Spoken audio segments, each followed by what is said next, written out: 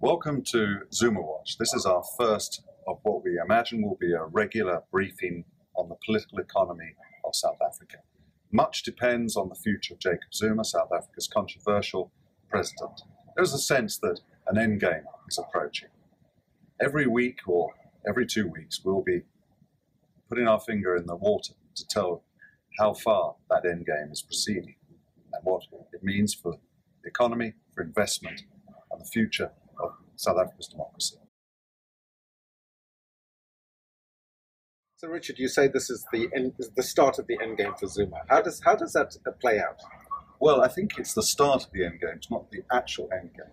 There's a lot of excitement at the moment because the recent events have been so significant in their kind of import. It's been an unrelenting period the last 2 or 3 weeks with a series of things happening. There's been the Public Protector's report about state capture. There has been Mr. Zuma trying to keep that report under wraps. He's clearly got a lot to hide. And there has been this ongoing war with the finance minister, President Gordon, who is facing arrest now. He's going to appear in court, of course, on 2nd of November.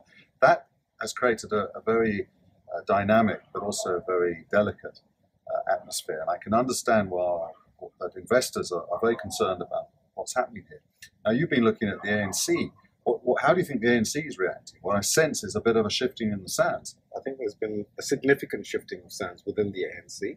We've seen the chief whip of the ANC in Parliament, a very senior position within the ANC, Mr. Jackson Mthembu, come out very strongly and call for the whole of the National Executive Committee of the ANC to resign.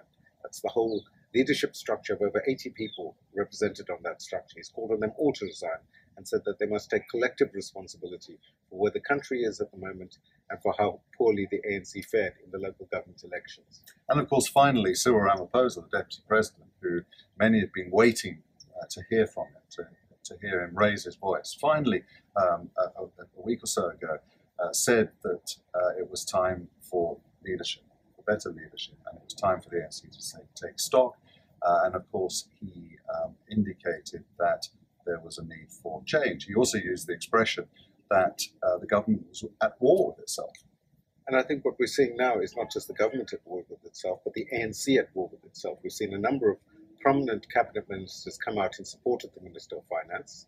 And today we saw the leader of the ANC's Youth League, one of Zuma's staunchest battle troopers, come out and attack quite vehemently the Deputy President. Unprecedented in the history of the ANC for a junior person within the ANC, the leader of the ANC Youth League, to attack the Deputy President in the manner that he did. Extraordinary. And we've also had people on both sides of the camp in terms of President Gordon, those who see him as the reforming finance minister who's drawn a strong line in the sand against state capture, against corruption. He's had the bravery and leadership to stand up to Jacob Zuma, but he faces these really trumped-up charges, doesn't he?